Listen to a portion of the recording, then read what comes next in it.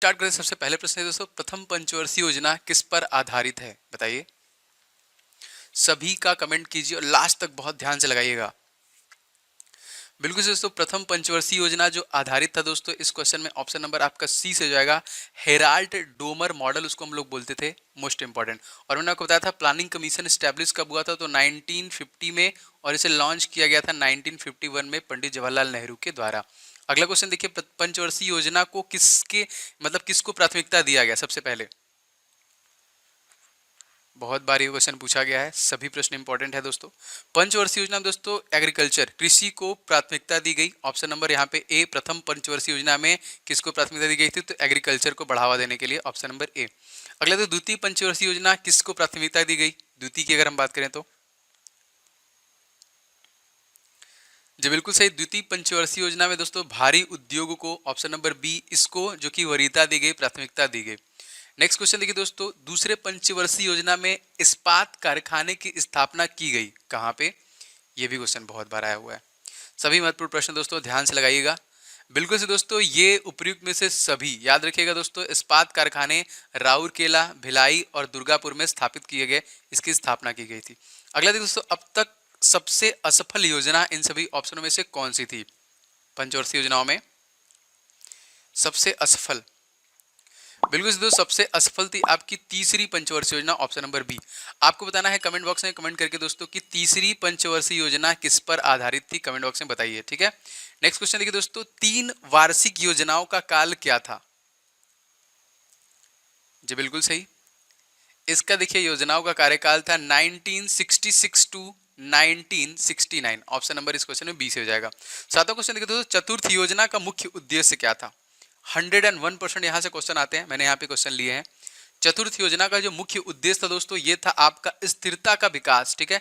Option number इस question में सी से हो जाएगा, स्थिरता का विकास। आठवां क्वेश्चन देखिए, पांचवी पंचवर्षीय योजना का मुख्य उद्देश्य इन सभी ऑप्शनों में से क्या था। ये क्वेश्चन तो मुझे लग रहा है कि बहुत बार आपसे पूछा गया है, तो ध्यान से आंसर कीजिएगा इसको। पांचवी पंचवर्षीय योजना का मुख्य उद्देश्य दोस्तों बिल्कुल सही, गरीबी उन्मूलन, गरीबी को हटाने का जो, अब देखिए पूछेगा कि गरीबी उन्मूलन जो ये था, ये किस पंचवर्षीय योजना में है दोस्तों, पांचवी पंचवर्षीय योजना में है, एकदम अच्छे से याद रखिएगा। गरीबी हटाओ नारा किस योजना के तहत दिया गया था, तो अभी जैसे मैंने आपको बताया ही, तो ये आपका पांचवी पंचवर्षीय योजना के तहत दिया गया। 10वां क्वेश्चन देखिए दोस्तों, अनवरत योजना का काल क्या था, बताइए। अनवरत जो योजना था इसका कार्यकाल क्या था। जी बिल्कुल सही, इस योजना का कार्यकाल था 1978 to 18, option number D question हो जाएगा।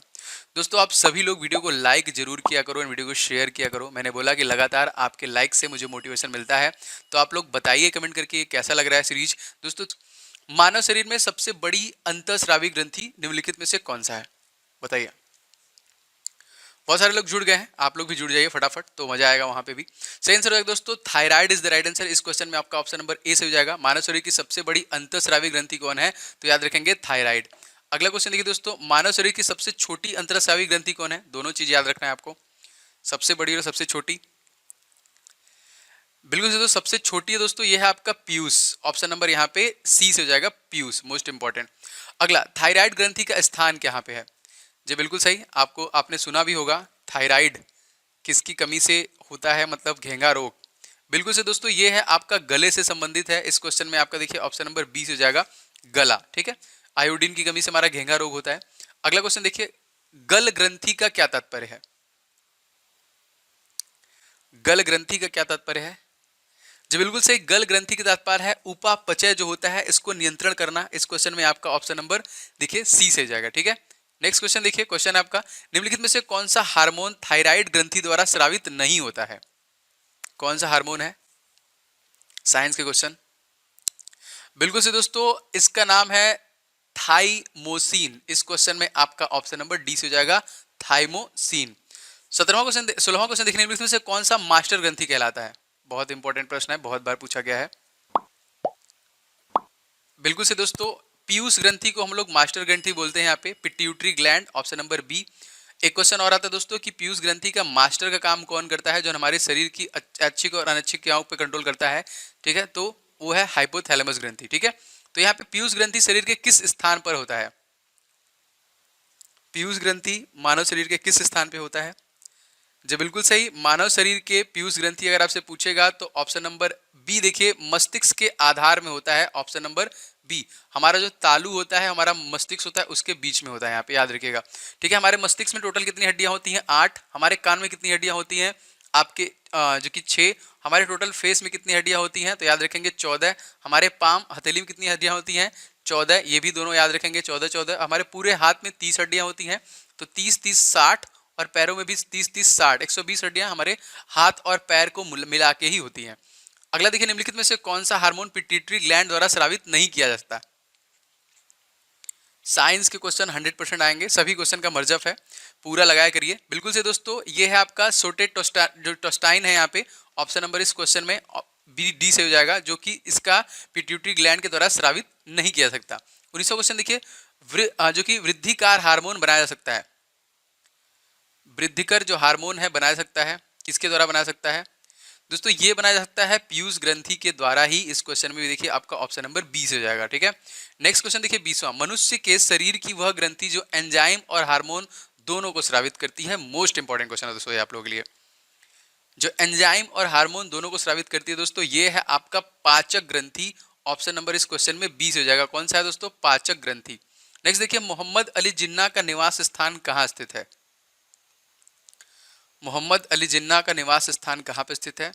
तो दोस्तों ये स्थित है आपका मुंबई में। ऑप्शन नंबर इस क्वेश्चन में देखिए डी से हो जाएगा, जो निवास स्थान है उसका। अगला, निर्मल हृदय के नाम से किसे जाना जाता है? बहुत बार ये भी प्रश्न आया हुआ है। जी बिल्कुल सही, निर्मल हृदय के नाम से हम लोग जानते हैं मदर टेरेसा को। ठीक है, मदर टेरेसा दोस्तों, जिनको 1979 में नोबेल पुरस्कार दिया गया और 1980 में भारत रत्न से सम्मानित किया गया। और दोस्तों ये भारत की नहीं थी, ये कहाँ की थी? तो याद रखेंगे ये अल्बेनिया की थी। कहाँ की थी? अल्बेनिया की थी। ये भी इनके लिए इंपॉर्टेंट क्वेश्चन है, याद रखिएगा। भारत के कौन एक राष्ट्रपति दार्शनिक थे जो फिलोसफर थे? कौन थे? जी बिल्कुल सही, option number doctor S Radhakrishnan जो फिलोसफर थे, दार्शनिक थे। ऑप्शन नंबर इस क्वेश्चन में आपका डी से हो जाएगा। अगला देखिए दोस्तों, पोखरण भारत के किस राज्य में स्थित है? पहला परमाणु परीक्षण किया गया था यहाँ पे, उसी दिन हम लोग टेक्नोलॉजी डे के रूप में मनाते हैं। बताइए कब? सही आंसर की बात करें तो Rajasthan is the right answer. Option number C. तो बताइए हम लोग टेक्नोलॉजी डे कब मनाते हैं? कमेंट बॉक्स में कमेंट करके बताइएगा, सर्च करके बताइए, लेकिन बताइएगा आपको याद रहेगा। और मैं लाइक करता हूँ सभी वीडियो। पोखरण में परमाणु परीक्षण प्रथम बार कब किया गया था? चलिए बताइए। पोखरण में लीजिए आंसर भी है आपके सामने। बिल्कुल से दोस्तों, ये परीक्षण किया गया था 18 मई सन 1974 में। इस क्वेश्चन में आपका ऑप्शन नंबर ए से हो जाएगा। ठीक है, 18 मई सन 1974 में। किसके कार्यकाल में किया गया था पता है आप लोग को? बताइए। सीमांत गांधी के नाम से किसे जाना जाता है? सीमांत गांधी के नाम से किसे जाना जाता है? दोस्तों सीमांत गांधी के नाम से खान अब्दुल गफ्फार खान को जाना जाता है। इस क्वेश्चन में आपका ऑप्शन नंबर सी से हो जाएगा, खान अब्दुल गफ्फार खान। 27वां देखिए, अस्पृश्यता का अंत किस अनुच्छेद के द्वारा किया गया? अनटचेबिलिटी, इसका जो अंत किया गया, जो बिल्कुल सही, ये अंत किया गया आर्टिकल नंबर 17 से। भारतीय संविधान के आर्टिकल नंबर 17 से छुआछूत का अंत किया गया। 28वां देखिए, स्पेल एप्लीकेशन सेंटर कहां पर स्थित है? स्पेस एप्लीकेशन, जो बिल्कुल सही, स्पेस एप्लीकेशन जो है यहाँ पे Ahmedabad is the right answer. इस क्वेश्चन में आपका ऑप्शन नंबर ए से हो जाएगा दोस्तों, याद रखेंगे अहमदाबाद। 29वां देखिए, धार्मिक स्वतंत्रता का अधिकार किस अनुच्छेद के तहत सिख संप्रदाय को प्रदान किया गया? वो आर्टिकल कौन सा है? जी बिल्कुल सही, ये है आर्टिकल नंबर 25। ऑप्शन नंबर इस क्वेश्चन में डी से हो जाएगा। और दोस्तों ये बाल श्रम निषेध से संबंधित है, आर्टिकल नंबर 23 और 24। 30वां देखिए, लेडी विद लैम्प के नाम से किसे जाना जाता है? लेडी विथ लैम्प के नाम से किसे जाना जाता है?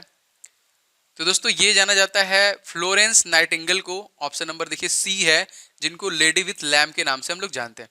31वां क्वेश्चन, दुनिया के मजदूरों को एक हो, मतलब दुनिया के जो मजदूर हैं एक हो, ये नारा किसके द्वारा दिया गया?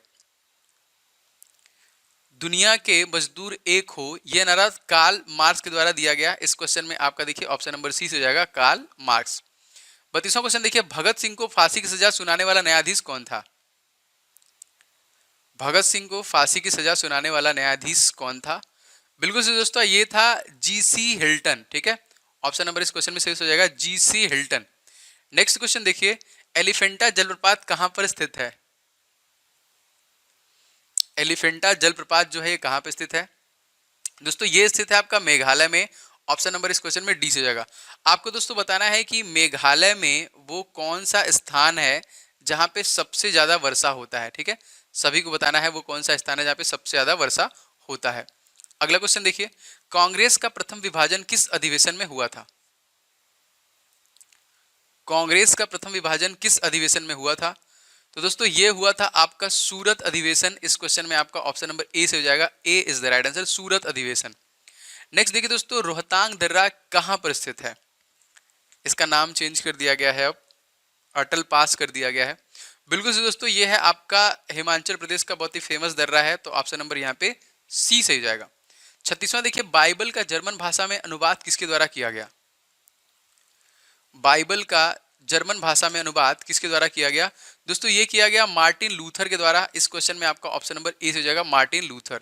नेक्स्ट देखिए, भारत में किस वर्ष वन्यजीव संरक्षण अधिनियम लागू हुआ? भारत में किस वर्ष वन्यजीव संरक्षण अधिनियम लागू हुआ? दोस्तों ये लागू हुआ आपका 1972। ऑप्शन नंबर इस क्वेश्चन में सही हो जाएगा, सन 1972 में। अगला देखिए दोस्तों, बद्रीनाथ किस नदी के तट पर बसा हुआ है? मोस्ट इंपॉर्टेंट क्वेश्चन है, बहुत बार पूछा गया है।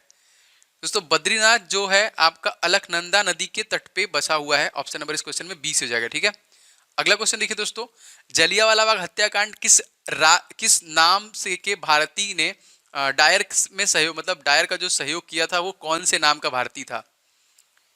जो डायर के कहने पे मतलब अंधाधुंध गोलियां चली थी यहाँ पे 1919 में। सही आंसर है दोस्तों, उसका नाम था हंसराज। बहुत इंपॉर्टेंट है, याद रखिएगा, option number B.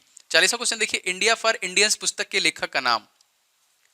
India for Indians पुस्तक के लेखक का नाम जी बिल्कुल सही, इनका नाम है चितरंजन दास। ऑप्शन नंबर इस क्वेश्चन में बी से हो जाएगा। दोस्तों ये थे टोटल 40 प्रश्न। अब बहुत ईमानदारी के साथ बताइए, सभी लोग बताइए कि आपने कितने क्वेश्चन 40 क्वेश्चन में सही किए। आपको कम से कम 30 क्वेश्चन तो किसी हाल में करने हैं। लगातार आप टेस्ट देते रहिए, धीरे धीरे आपको इंप्रूवमेंट हो जाएगा।